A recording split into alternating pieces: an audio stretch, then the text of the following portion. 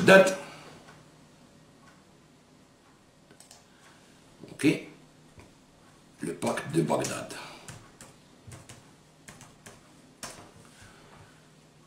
Ok. Donc, le pacte de Bagdad, Hadaya, c'est quoi le pacte de Bagdad? شوفوا باش تعرفوا بلي لي زونغلي هما اللي كانوا حاكمين كاع الموين اوريون بلي باك ديالهم بالملوك ديالهم. اوكي. يقول لك لو كونتكست دو لا غير فرواد est à l'origine du pacte de Bagdad باسكو دخلت من بعد هذيك لا غير فرواد ابري 47 بين لي روس ولي زاميريكان يضربوا على النفوذ وهذا هو اللي يلحقوا لهم بعد. Bagdad, une nouvelle alliance défensive dont l'étape initiale est la signature d'un traité entre l'Irak et la Turquie. L'Irak ou Turquie, signé. Le Royaume-Uni, le Pakistan et l'Iran. L'Iran est par l'Empire. Le ratifieront à leur tour au cours de 1957, mais pas les États-Unis, qui collaborent néanmoins de près à la mise sur pied et au fonctionnement d'alliance. Pacte mutuel, coopération, قدامنا الهيك.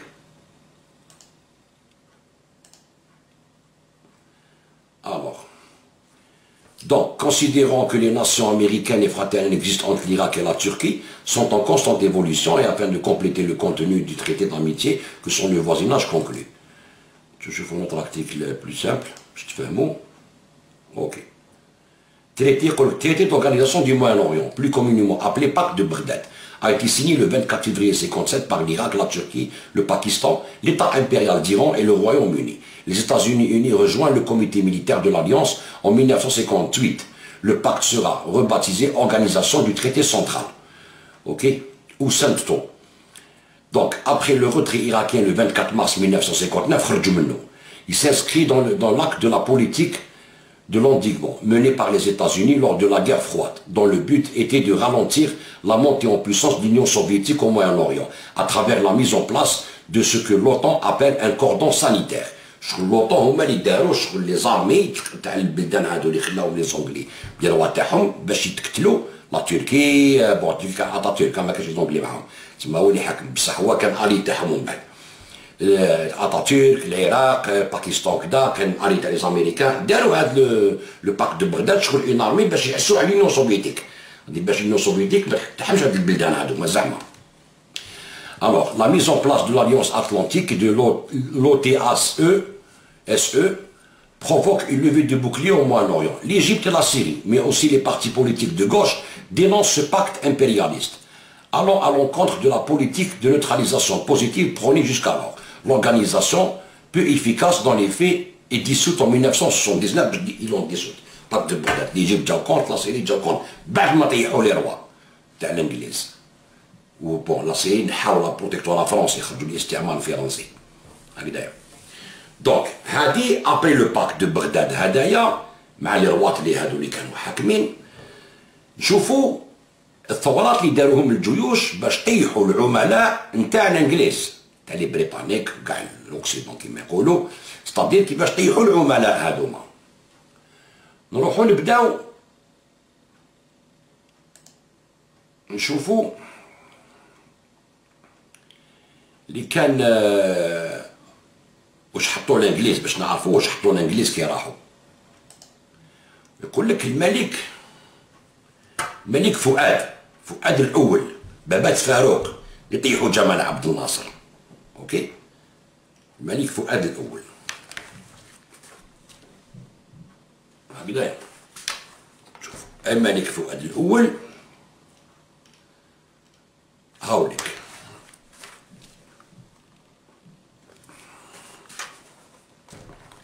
دونك الملك فؤاد الاول هذايا شوفوا واش يحكوا عليه شكون اللي حطوه في الحكم في مصر وما يقول لك الانظمه العسكريه حطوها وكدا هاد الانظمه اللي عندنا ما حطوها للوياسي فوق تبعوا مليح. فؤاد الاول ابن الخديوي اسماعيل 26 مارس 1868 مات 28 افريل 1936 سلطان مصر من 1917 الى 1922 تسمى 17 مع سقوط العثمانيين بدات لاكار. والدته هي الزوجه الثالثه للخدوي اسماعيل الاميره فريال هاتم. يقول لك عانى فؤاد أثناء فترة إقامته في إيطاليا، فسافر إلى تركيا من أجل مقابلة السلطان عبد الحميد والتوسط حتى يعود لمصر، وبالفعل أمر السلطان بعودته إلى مصر وألحقه بالعمل في الجيش المصري. هذا كي كان مازال لومبير اوتومان. وبعد عودته إلى مصر عام 1998 عين بشؤون الثقافة ورأس اللجنة التي تولت مهمة تأسيس وتنظيم الجامعة المصرية الأهلية عام 1906، ثم صعد ليعتلي العرش عقب وفاة أخيه السلطان حسين كامل عام 1917. وكان المفترض أن يتولى كمال الدين حسين بن السلطان حسين كمال العرش خلفا لوالده، إلا أن السلطات البريطانية تدخلت من أجل تنصيب أحمد فؤاد على عرش مصر. داروه لي بريطانيك هما اللي داروه، ومن بعد حكم وليدو فاروق. هكذايا نزيدو نجيو نشوفو من بعد كيفاش طيحوا هاد الأنظمة هذيك تاع الأول. سيتي العراق، هي كانت العراق، حركة تموز 1958، وتعرف أيضا بانقلاب ثورة 14 تموز. سيبوها ويكيبيديا تطور، ولا تحبوا كاين دي جورنو كاين كدا، مي باش نروحو سامبل برك، من بعد نتوما ديروا لي ريشيرش ديالكم، من بعد سي طافو دو شارشي باش تكون عندكم نظرية تاعكم باغ اكزومبل. هكذايا حركة 14 تموز 58، وتعرف أيضا بانقلاب تموز 58، وهي التي أطاحت المملكة العراقية الهاشمية التي أسسها الملك فيصل الأول تحت الرعاية البريطانية، وقتل على أثرها جميع أفراد العائلة المالكة العراقية، ومنهم الملك فيصل الثاني وولي العهد عبد الإله ورئيس الوزراء نوري سعيد.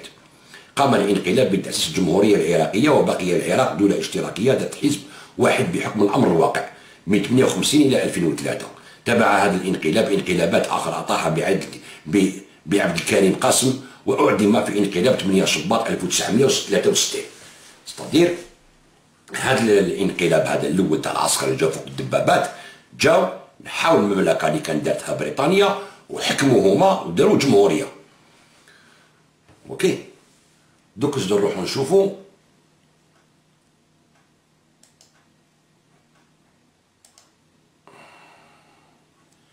نشوفو مصر، نشوفو ليجيبت. شوف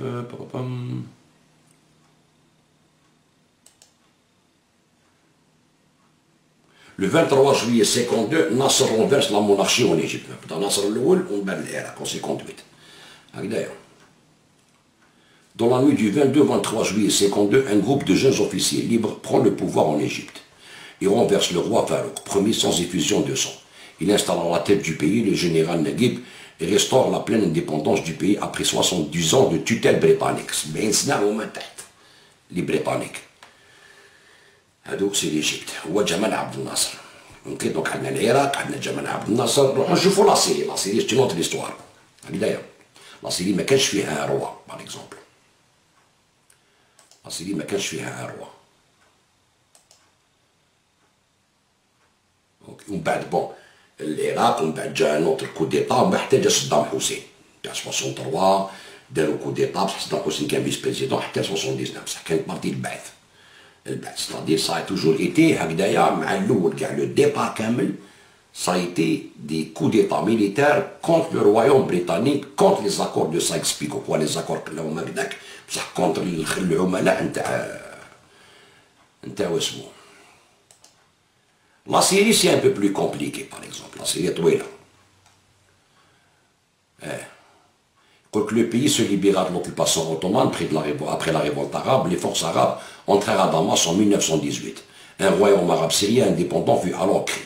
Faisal, issu de la famille hachimite, frère d'Abdullah ibn Hussein, en sera le premier et dernier roi. حطوه les Français. دخلوا معاه les Français en 1918. داروا le royaume arabe وحطوا هذا Abdullah ibn Hussein. En effet, l'indépendance du royaume cessera après l'occupation du pays par les forces françaises en 1920. Après la bataille de Khan Meysaloun en juillet 1920, la colonne du général Goïbet entra à Damas. Les Français imposèrent leur mandat dans le pays, ce qui entraînera l'exil de Faisal en Irak. La France et le Royaume-Uni, qui se disaient alliés des forces arabes, de Faisal s'étaient mis d'accord pour se partager le Proche-Orient. Donc, après l'accord de Sykes-Picot, les Français et les Britanniques se répartirent administrativement du territoire. Administrativement, le territoire de l'Empire ottoman. Déchu, créant des Kalénahar. Tu vois, on battait, par exemple, coup d'État de Chichapé. À la fin du mandat français, entraîna une très grande instabilité en Syrie. Après la guerre israélo-arabe de 1948, le colonel Hosni Zaïm procède à un coup d'État en mars 1949, d'un coup d'État de 49. Hosni Zaïm mettant fin au système parlementaire syrien. Les Français. Antoun Saadi, le président fondateur du Parti social national syrien, doit fuir le Liban où il a été condamné à mort.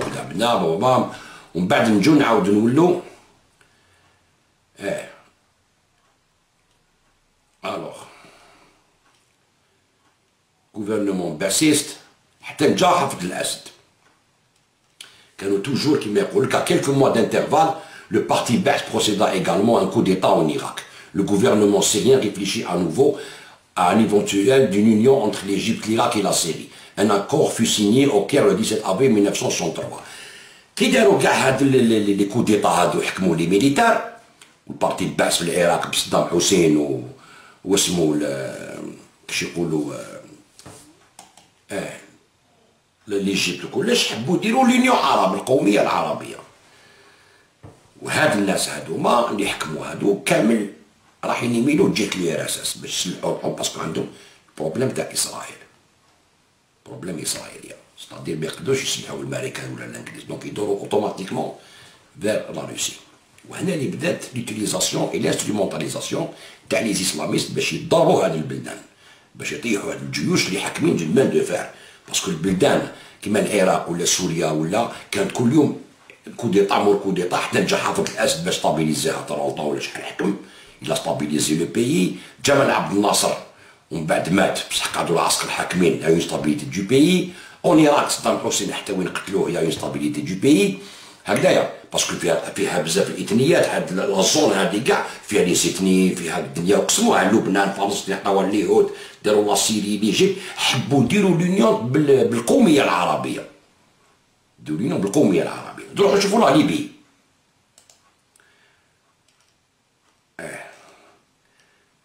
Ce jour-là, le 1er septembre 69, le colonel Kadhafi renverse la monarchie libyenne. Alors c'est contre l'Égypte, c'est contre l'Irak. Ça a été le Bachar al-Assad des années 70, 69, quel Kadhafi. La même période à peu près, en 12-14 ans. جات كاع لي بيي داو العسكر هما الحكم. نحاو لي رويوم هادوما. Dans la nuit du 31 août au 1er septembre 69, le trône du royaume de Libye devient vacant. Le vieux roi Idriss Ier de Sinoussi est en voyage à Bursa, en Turquie, quand un groupe de jeunes officiers tente un coup d'État qui va changer le destin du pays. Un coup d'État ganté de velours. Alors, il y a le coup d'État à 5 h du matin, le prince héritier Hassan Reda Snoussi et d'autres personnalités de l'ancien régime sont arrêtés, ainsi que notre Tripoli et Ben Malik. Aujourd'hui, c'est réalisé votre rêve socialiste, votre rêve de liberté et d'union. Donnez votre appui total à la révolution issue de la terre grâce à vos fils et à votre armée. L'armée du peuple libyen. Peuple libyen, nous nous sommes révoltés pour votre honneur, pour que vous repreniez votre parti usurpé. Nous nous sommes révoltés pour hisser haut l'étendard arabe. Relevez la tête, frères libyens, et donne ton appui total, marche avec le cortège de la révolution victorieuse. L'ombre de l'Égypte n'en sait rien. Sur le moment, très peu d'informations filtrent sur les acteurs du coup d'État généralement bien informés, les chanceliers occidentales. Bon, Badouane Halhoum, donc il dit l'établissement d'un régime révolutionnaire socialiste attaché à leur propre réalité, locale, anticoloniale et tiers-mondiste. L'appellation d'officiers unionistes libres n'est pas sans rappeler les officiers libres égyptiens dirigés par l'ancêtre du coup d'État de 52. Et pour cause l'ombre d'Dunya, la mère du monde, du nom de l'Égypte. C'est-à-dire, alors, Dhar al-Kadhafi le 8 septembre,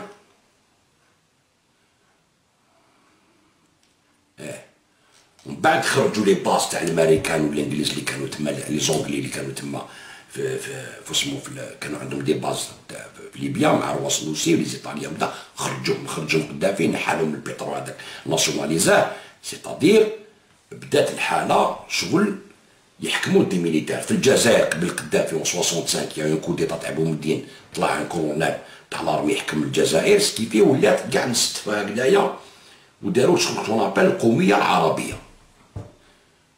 لايك ماشي دول دينيه، دول عسكريه. حنا هذاك مستقلينا، البلاد لازم تحكمها دو فورس باسكو عندنا كاناليزيتني وعندنا كذا بارتو. تسمى الناس هادو اللي يقول لكم باللي هذه الانظمه الوظيفيه حطوهم الاستعمار قبل ما يروحوا، يكذبوا عليكم. ما كاش منها. الانظمه الوظيفيه هي اللي حطوها بمساعده المسلمين والعرب اللي يطيحوا الدوله العثمانيه اللي اليوم راهم يبكيو عليها، وحطوا لهم ديروا الدرع حتى جاو لي ميليتير باش حروهم. فهمتوا؟ من ذاك الوقت هي هذه الحرب ضد الجيوش، لان الامريكان واللي زوغلي وكذا راهم عايشين كاع عندهم، راكم تشوفوها بعينيكم، عايشين في الانجليز وعايشين في السويس وعايشين في الامريكان دايرين سيتويانتي ويضربوا في الجيوش تاعهم. علاش؟ باسكو لي زاميريكان بعد خداو لو رولي في بلاص لي زونغلي، نجو ليها بالعقل هذيا، ومن بعد هما اللي حرضوا لي فراد الميزيلمون باش يدوروا على الانظمه هذه العسكريه، انسي كو مع السعوديه اللي كانت تعاونهم، كانت تعاون لي فراد الميزيلمون تخلصهم وتخبيهم عندها باسكو كانوا كونتر ناصر، كانوا يهربوا من ليجيبت، كانوا يدخلوا لارابي السعوديه، كانوا متفاهمين بيناتهم. وبعد نشوفوا كيفاش قلبوا الموفمون، وعلاش ما متفاهمين اليوم باللي فراد الميزيلمون والسعوديه وتركيا علاش ما يتفاهموش. تسمى راهم في حرب بيناتهم ديجا، ويحب يجي في البلاد يقول لك حنايا دوله مدنيه ماشي عسكريه، هي دوله دينيه ماشي مدنيه، حوسوا عليها. فهمتوا كيفاش؟ هذه كاع سي ليستوار باش تعرفوا هاد لا بروميير بارتي، تعرفوا في هاد لا بروميير بارتي باللي سوني با ماهمش الاستعمار اللي خلى هاد الجيوش، سي فو، يكذبوا عليكم، او كونترير هاد الجيوش داروا لهم الاخوان المسلمين والمنهج الاسلامي هذاك كيما داروا الشريف الحسين في لي زاكور قبل لي زاكور تيكسبيكو، كي قالوا له يا ودي نحطوك خلافه ونردوك عربي وكذا. هذا واش شغلنا، واش راهم يغنيو لهم دوبوي دي سيكل، دوبوي دي ديسيني وانا نقول، راهم يغنيوهم فيها دوبوي 45 هما يغنيو لهم فيها، وهما رايحين على راسهم، رايحين على راسهم كيما داروا الحماس اخوان المسلمين باش يضربوا لو ال بي في فلسطين، باسكو لو ال بي سيتي لايك، لو ال بي كان عنده علاقات مع الجيوش هذه.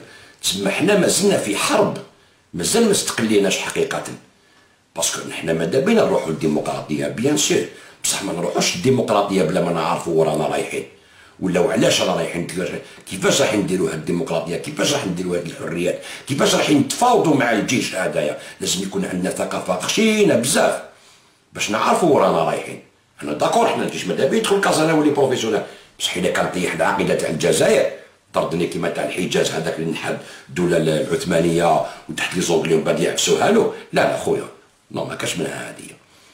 امان البلاد هو الجيش دابور، حنا كشعب كسياسيين ولا كمثقفين ولا كيما يقولوا الشباب تاع لي زونيفرسيتي اللي يقراو سيونس بوليتيك ولا كذا، هادو هما اللي عندهم ضربه يهضروا، باسكو علاش هادو لازم يديروا بحوث ويعرفوا ورانا رايحين، باش كي نقعد غدوه اون شنقريحه مثلا نقول له اوكي حنا قابلين باللي هاد البلاد ما تباعش وانتوما امان البلاد، يا با بروبليم، على بالنا المشكل وين راه، نقدروا نهضروا. يشوف عندك اون فيزيون تاع البلاد، يشوف عندك اون فيزيون صحيحه، تعرف التاريخ وعلاش راه كاين المشكل هذا تاع لي اسلاميست مع الجيش بارتو عندنا في مصر اليوم، طيحوا كاع الجيوش. ومن بعد نجو كاع كيفاش دخل في اللعب اسرائيل، كيفاش دخلوا في اللعب، ولي لو بلان دو ايدو ديمون، كيفاش يقول لك لازم نطيحوا الجيوش باش نتفركتوا البلدان. طيحوا الجيش في العراق، شو صار في العراق؟ شيعة سنة أكراد دخل داعش، الدنيا دخلت لحدنا اليوم، إيرانيين اللي تما الدنيا خلاص ولات كيما يقول لك مجيرية، باسكو علاش؟ باسكو كسروا الجيش العراقي. الجيش العراقي كسروه ما عندوش جيش. شوف لا سيري واش صارت، حبوا يكسروا الجيش، شوف لا كاع اللي داروها، ريبوا كاع بلادهم، علاش؟ باش يكسروا الجيوش. شوف مصر مزيان الجيش تاعهم قوي، عاود دار كودي طاوع وتحكم البلاد. فرونو كان تروح كان يدخلوا في حرب في سوريا، مرسي كان تروح ليجيبت. شوفوا ليبيا طاع القدافي، راح الجيش ما كانوا كواكو هو ما عندوش جيش صحيح ولكن كان شايد، راحوا جابوا له لوطون بومبارداو البلاد، قتلوا الاخر، كسروا الجيش تاعهم، ولاو ميليشيات يحكموا، جا حفتر حطوه لي زاميريكان يلعبوا به كيما يحبوا، من داك الروس من داك الامريكان من داك كذا، الاخرين ارهابيين كاع تاع طرابلس، ودخلتوا في ليبيا. علاش؟ ما كاش الجيش. وهذا سي ان بلون بيان étudié. سي اون غير انتر الاستعمار والجيوش تاعنا. كاين اللي يقول لك مثلا دوكا البطونه ديال وعلاش البطونه غلبوا حزب الله اسرائيل في 2006 ما تبقاش عطاهم حتى الموت. الحرب عقيده ماشي بطونات، باسكو يحبط للميدان، عنده يبومباردي يضرب، بصح لازم يحبط باش يربح. هذه القضيه. وتنجم تضربو كيما يضربك نجم تضربو، ديرها مليح في بالك. يقول لك لو ميسيل لو بلو بريسي سي لاتر هيومان. دونك هذا يجي يخرط عليكم هو الجيش تاعنا فاب دوكا يديروا لي زوبيراسيون بالبوطونه يضربك يخوفوا فيكم، يا ما كاش منها كاع. هاو حزب الله قدروا له اليهود. اكبر جيش في الموان اوريون عندهم الدنيا تكنولوجي ما قدرولوش، عطاوهم طريحه في 2006 وخرجوهم في 2000. فهمت؟ اون كار تخسر دي باطاي بصح لا كير وتربحها. بيرتو اون باطاي سي با بيرت لا كير خويا. بالك يلعبوا لكم باخركم يقول لكم ما كاش وكذا، هذه كاع خرطي. دونك هاد لا بروميير بارتي هذه اللي درتها راكم بطيت فيها، هذه باش نعطيكم نظره على الكذب اللي يقولوا لكم باللي هادو جاو على الدبابات باسكو هادو حطوهم هادو انظمه وظيفيه كما يقول الحاكم الماطيري هذاك البريزيدون تاع رشاد، هكذا يقول لك باللي هادو حكام وظيفيين وكذا، ومن بعد دخلوا سي كوا لي روا وشنو كيفاش قلبوا البروبلام من ليبيسونتر نتاع القوميه العربيه لونيون عرب حبوا يقلبوها اون يونيون اسلاميك، سي تو تاع الاخر. روحوا ديروا دي ريشيرش هكذا باش تعرفوا واش قلت لكم هكذا، ديروا بحثوا كيفاش داروا لي كوديطا وعلاش وشكون هما اللي كانوا حاكمين في بلاصه كما يقولوا ابي لا شوب لومبير اوتومان، شكون اللي حط هاد الحكام على راس الدول، هادو هاد الملوك على راس الدول. هذه سي لا بريميير فاز باش نعرفوا باش نكونوا على بالنا علاش الانظمه تاعنا انظمه عسكريه. كيفاش ان شاء الله نلحقوا على سوليسيون باش تكون عندنا انظمه سيفيل سي سيرتان، هذه لازم نخدموا عليها بصح لازم نفهموا المشكل مليح باش نقدروا نافونسيو. هكذا خاوتي اونكور لو ديبا اي اوفير. ان شاء الله مازال نزيد لكم لي فيديو دوزيام فيديو ان شاء الله غدوه، غير غدوه صافي واحد 4 فيديو ابوبري باش نديروا كاع لو تروك حتى اليومين هذا ربيع العربي كيفاش لحقنا وكيفاش درنا ورانا لاحقين كي اون فا ايسيي دوني اون سوليسيون على فان تاع لي فيديو ان شاء الله نديروا اون سوليسيون. هكذا خاوتي تهلاو في روحكم لي جان والسلام عليكم ورحمه الله. تربيت ساليو.